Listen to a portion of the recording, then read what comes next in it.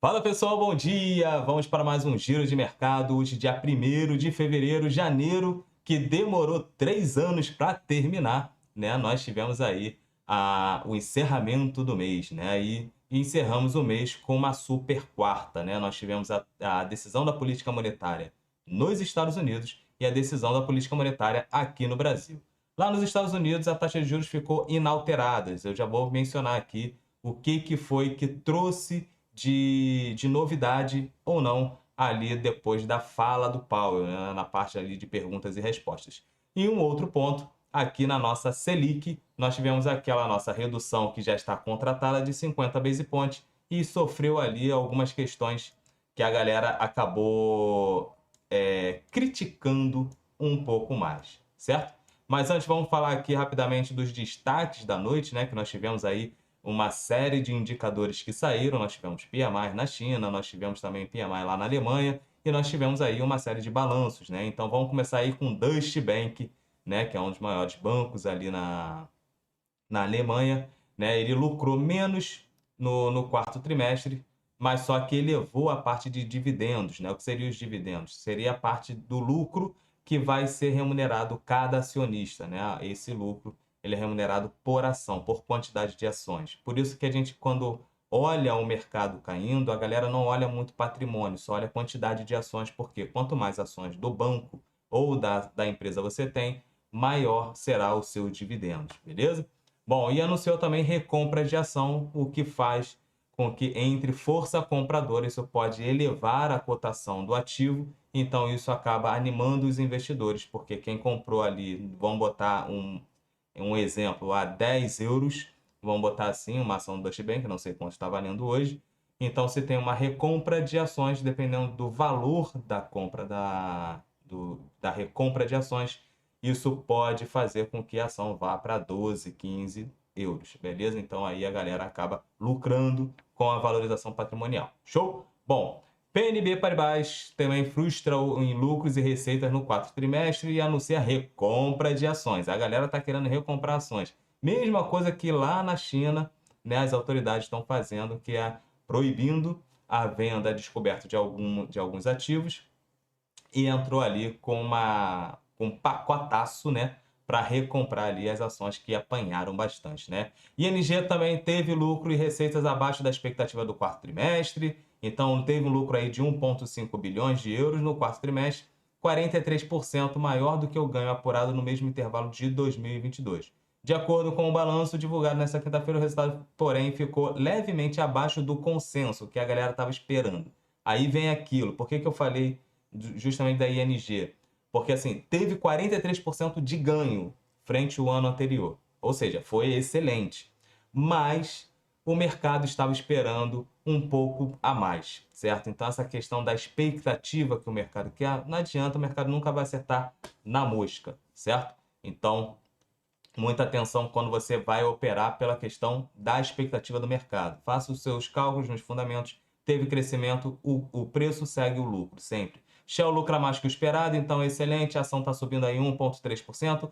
O PMI Caixin, né? Lá na China, nós tivemos o PMI industrial que reduziu, a gente teve até mesmo o minério de ferro também caindo 3% ontem, o que fez a nossa querida Vale despencar também, né? E reduzir ali os ganhos do Ibovão da Massa, do nosso Ibovespa. Mas hoje nós tivemos aí a leitura do PMI Caixin, ontem à noite, no caso, né? O PMI Caixin industrial, que ficou em linha com dezembro, né? 50,8%, beleza? O PMI agora industrial lá na Alemanha avançando em 45,5%, né? E superando a prévia ali, mas continua abaixo da linha de 50%, o que mostra que tem uma contração na atividade industrial lá na Alemanha. E os Estados Unidos ali aprovando, né? A Câmara aprovando um pacote de redução de impostos, um pacote ali de 79 bilhões de dólares, o que pode trazer para dentro, mesmo com a redução de impostos, aumentar o nível de arrecadação de impostos, beleza? Lembrando que Estados Unidos já está começando naquela corrida eleitoral, né? Quem vai ser quem vai concorrer à presidência, né? Ou não, beleza? Bom, vamos falar aqui rapidamente agora dos mercados. Nós temos aí Ásia e Oceania fechando sem uma direção única, porém Coreia, Hong Kong, Taiwan e Tailândia fechando no campo positivo. Então a gente tem ali as ações basicamente mistas. depois da fala de Jerome Powell ontem, tá? A gente vai falar basicamente hoje das falas de Jerome Powell. Então nós temos aqui também a Europa, que está sem uma direção única. A gente viu que tivemos balanços que não foram tão bons assim, né, das empresas. Lembrando que cada índice é composto por uma quantidade de empresas. Então, se as empresas estão tendo resultados ruins, automaticamente a galera vende e não compra, certo? Então, justamente pela expectativa do mercado. Show? E nós temos ali os futuros americanos tendenciando uma abertura positiva. Depois da correção que nós tivemos ontem, devido à fala do Fed, né, do Jerome Powell. Por quê? O que que trouxe ali? Vou botar aqui minha latinha novamente aqui para vocês. O que que acontece? A galera não gostou muito do que foi visto ontem pelo Powell. O Powell simplesmente chegou e mencionou que é cedo demais para um corte de juros norte-americanos já em março. Beleza? Vou botar aqui a CME para vocês, que a gente vai ver automaticamente o quanto tem de expectativa agora de corte de juros. Mas, Vini, por que que é interessante, por que que é importante falar da taxa de juros norte-americana? Estou cansado de saber disso, né, de querer saber disso. Isso não vai impactar absolutamente em nada na minha aqui no Brasil, não vai impactar em nada na minha carteira de investimentos. Engano seu, certo? Por quê? Quando você tem a taxa de juros caindo, cedendo, isso despressuriza o balanço das empresas, beleza? Então, se despressuriza o balanço das empresas, porque a maioria das empresas está endividada, é só você olhar ali o balanço, né, a divulgação do resultado das empresas que você investe, você vai ver que a maioria está endividada. Então, quando essa taxa norte-americana e a taxa aqui no Brasil está caindo, isso vai despressurizando o balanço delas, né? Então, ou seja, as empresas tendem a pagar menos juros, né? O crédito começa a ficar mais barato, isso fomenta a economia. É o que a galera está buscando, a galera está pedindo. Um outro ponto, a gente está falando dos bancos médios nos Estados Unidos. Pouca gente está falando sobre isso hoje, beleza? Mas a gente tem uma questão que o Fed, né, o Banco Central norte-americano, no ano passado fez um stress test, né? Então fez um teste de estresse, né, ali no sistema financeiro e falou que os bancos estavam tudo tranquilo. Só que Jerome Powell ontem ele não deixou de mencionar que isso pode se agravar, tá? Ele não falou com essas palavras, obviamente, mas não deixou de mencionar que tem a preocupação sobre a questão do sistema financeiro. Elogiou a questão da inflação e do pleno emprego norte-americano, o máximo de emprego, né, lá nos Estados Unidos, está bem equilibrado, então isso é positivo e pode sim fazer com que o Fed venha cortar a taxa de juros esse ano, tá? Porém, eles precisam que a inflação seja esteja num caminhar mais sólido, né, e perene ali para a meta de 2% do que ela tem hoje. Estão satisfeitos, porém ainda não estão convencidos que está num bom patamar. Olhando o mercado norte-americano, ele elogiou o crescimento da economia, ou seja, então já tirou da frente a questão de uma possível recessão na economia norte-americana. Então, isso é positivo, tá? Isso é positivo. Então, mostra que esse ano poderemos ter, sim, um corte de juros lá no Fed. E quando isso ocorre, os ativos de renda variável, essa redução de taxa ocorre, os ativos de renda variável eles acabam ficando mais atrativos, porque a renda fixa paga menos. Então, para você ganhar um pouco mais de dinheiro, você precisa correr um pouco mais de risco. Por isso que a Bolsa norte-americana é uma das maiores do mundo. Taxa de juros baixinha, para a galera fazer dinheiro, tem que correr risco, não adianta. E o que que faz com que as coisas estejam mais tranquilas lá fora? A galera começa a tomar muito mais risco. E tomando mais risco, esse dinheiro volta para os países emergentes. Então, nós temos a Bolsa do México, que tem também uma boa, que acaba concorrendo conosco. E nós temos aqui a nossa querida B3. Então, esse dinheiro pode entrar na B3, voltar para a B3. Ou seja, na casa de 30% a 40%, em média, chega a ser o peso dos estrangeiros aqui na nossa Bolsa. Por isso que lá fora, esses são um dos fatores que impactam aqui na nossa querida B3. Um outro fator nós temos a nossa taxa de juros, que é alta, tá? Maior do que a taxa de juros norte-americana, beleza? Então, você lá, como estrangeiro, se você tem uma taxa de juros aqui, você já tem um país que está voltando ao perfil ótimo de investimento, né, global, investment grade. Né? Então, nós tivemos aí a elevação da classificação de risco do país.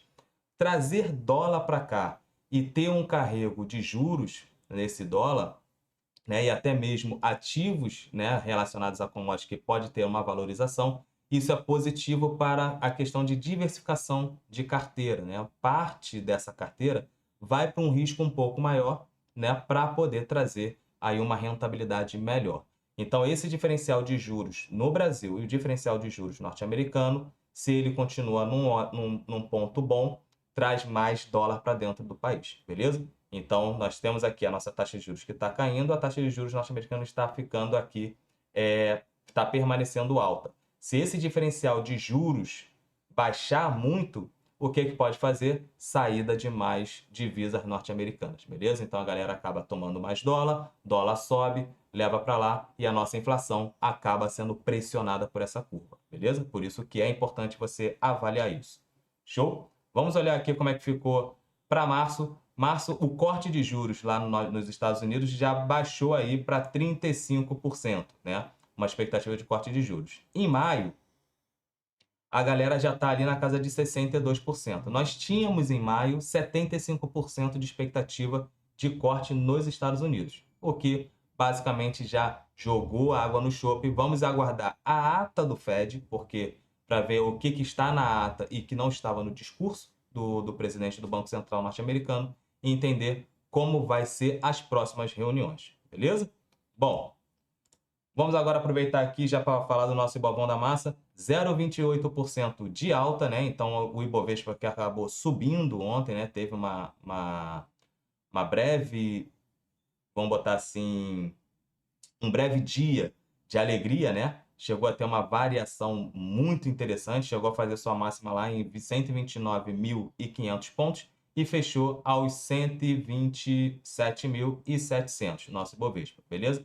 Isso muito impulsionado pela fala do Powell, acabou reduzindo um pouco mais o apetite ao risco, beleza? E logo em seguida nós tivemos o nosso presidente do Banco Central aqui, né? O Campos Neto, aonde ele já mostrou ali que a nossa Selic iria cair 50 base points, ou seja, meio ponto percentual, e foi o que aconteceu. Saiu de 11,75 para 11,25. O que isso impacta? Crédito fica mais barato. Tanto é que ontem, logo em seguida, que Campos Neto já mencionou, o Banco do Brasil já cortou a parte dos juros, né, dos empréstimos, do consignado, e os outros bancos vieram na carona. Né? Então, o crédito começa a ficar mais barato. Porém, a CNI, né, ela entendeu como conservadora. Né? O presidente da Confederação Nacional das Indústrias acabou vendo como conservadora, acha que pode cortar um pouco mais a taxa de juros. Só que nós temos alguns riscos que estão ali pairando no ar, que é o seguinte, como eu falei, taxa de juros norte-americana está aqui. Aqui. A nossa taxa de juros está aqui em cima. Se essa diferença se apertar, tem saída de capital. Entendeu? Porque já não é mais interessante carregar dólar aqui dentro. Então, pode ter saída de capital, isso pode fomentar a inflação. Os Estados Unidos exporta a inflação para a gente, certo? Porque a gente compra muito produto acabado lá de fora, então é tudo dolarizado. Então, se o dólar subir, a gente acaba aumentando o custo dos produtos. Aumentando o custo do produto, isso vai para o preço subindo, gerou inflação. Beleza? Então, tem esse risco. O outro risco também é de descer demais a taxa de juros e o nosso fiscal não responder da maneira correta. Beleza? Então tem essa preocupação fiscal também. Então ele mencionou todas as análises de riscos que nós tínhamos no ano passado, quando começou o ciclo de corte da nossa Selic, que a gente saiu de 13,75, agora nós estamos em 11,25, né? Já foi uma bela queda. Poderia ser um pouco mais agressivo? Sim. Mas essa agressividade com o cenário totalmente incerto aqui no nosso Brasil pode gerar complicações para gerenciar ali, né, para administrar a questão da inflação, beleza? Então, por isso que Campos Neto e a galera continua conservadora com isso, beleza? A nossa doleta ontem, que foi no fechamento, o fechamento tem aquela briga da Petax, que é a última taxa, né, onde vai ser basicamente levado, né, para os próximos contratos, né, para o próximo contrato, né, é a taxa Petax, é o último dia que nós temos ali do mês, né? Então, e fora a parte que a galera começa a fechar suas posições, tem rolagem, então o dólar teve muita volatilidade, mas fechou basicamente neutro, né, em 0,14% de queda. O dólar que continua trabalhando nessa região, conforme eu mencionei, né, e vem mencionando desde o finalzinho do ano passado.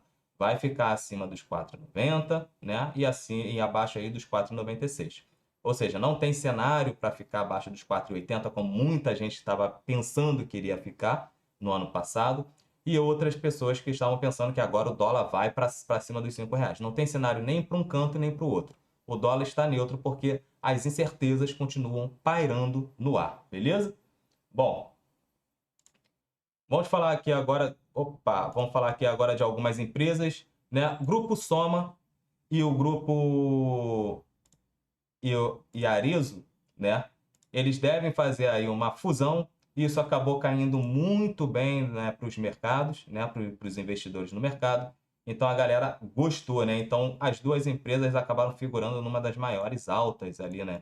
Olhando a bolsa como um todo. Então o Grupo Soma subiu aí 16,8%, bem positivo. Porém, olhando aqui o fechamento, né, no mês, ele está abaixo das médias móveis de 10 períodos e de 20 períodos, né? Então para mudar aqui a tendência, precisa ganhar a média móvel de 20 períodos, pelo menos, né? Ficar aí acima dos R$ 10, beleza? Olhando no semanal, semanal já mostrou essa reversão na tendência, então nós temos aí uma leve LTA, né? Então tem que ganhar essa região aqui dos R$ 9, né? Para poder começar a fazer topos e fundos ascendentes, né? Agora, onde que muda de fato o cenário? Muda de fato o cenário acima aqui dos 12,30, beleza? Vamos olhar aqui a Arezzo, que também subiu 12,09%, né? Com essa notícia. Foi bem positivo. Vamos traçar aqui também o grupo Arezzo. Arezzo que hoje trabalha melhor, né, do que o Grupo Soma, vamos botar assim em termos gráficos. Em termos gráficos, tem que olhar os fundamentos, não deixem de olhar os fundamentos, certo? Do ativo, para evitar vocês colocarem ações na carteira sem saber o que o ativo faz, né? Sem saber o que a empresa faz de fato. Olhando no mensal, mesma coisa, nós temos aí o fechamento do ativo abaixo das médias móveis de 10 períodos e de 20 períodos, tá? Então isso ainda mostra que não tem aí uma tendência clara, né, de uma reversão da tendência. Então, o grupo Arezzo está lateralizado, trabalhando entre 58 e R$ 100, né, uma lateralização também até muito extensa. Vamos botar aqui um pouco mais para baixo. Nós temos aqui uma outra linha de resistência aí nos 83. Beleza, vamos olhar aqui agora no semanal para ver como é que fica o grupo Arezzo. O gráfico não fica tão bonito quanto o grupo Soma, né? Mas tivemos aí essa alta, bateu aqui, saiu daquela linha de suporte dos 58,10 e fechou ali nos 62,58. Foi uma bela alta, né? Olha uma porrada aqui. Agora, uma entrada mais assertiva seria aqui na casa ali dos R$ 66,82, né? Saindo, ganhando essa região aqui, dos 70, na verdade, que tem a média móvel de 200 períodos aqui, ganhando essa região, aí sim fica muito mais interessante, que a gente vê que o ativo está buscando a ponta alta dessa lateralização aqui. Aí ganhando os 83, pode ir buscar os R$ 100, beleza? Raia Drogasil, ela acabou ficando negativa, né? Fechou aí na casa dos 3,62% de queda. Foi uma das principais quedas no nosso Ibovão da Massa ontem, né? E o que motivou essa queda? A motivação dessa queda foi simplesmente, né, o Citigroup, que acabou trazendo, né, botando a recomendação que era neutra para a Raia Drogasil para venda, né? Então isso fez com que o mercado batesse um pouco mais em Raia Drogasil, beleza? Então, a gente se perder essa região aqui, ó, dos R$ 24, R$ 25, pode vir fazer novas mínimas e buscar ali os R$ 21, né? Olhando aqui pelo mensal.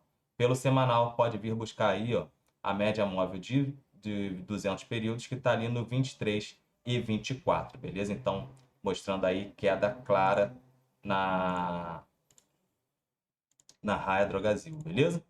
E Santander, que também teve a sua queda, isso muito impactado devido à questão do lucro recorrente, né, do banco, que ficou 22,5% abaixo, né, do estimado, né, da prévia que a galera tinha. Então, a gente sabe que o preço segue o lucro, então se o lucro caiu, a gente acaba tendo ali uma cotação, uma variação negativa para Santander. Santander eu não vou me aprofundar aqui porque a gente já analisou demais Santander, ainda mais no ano passado, onde estava fazendo muita análise em relação aos bancos, beleza?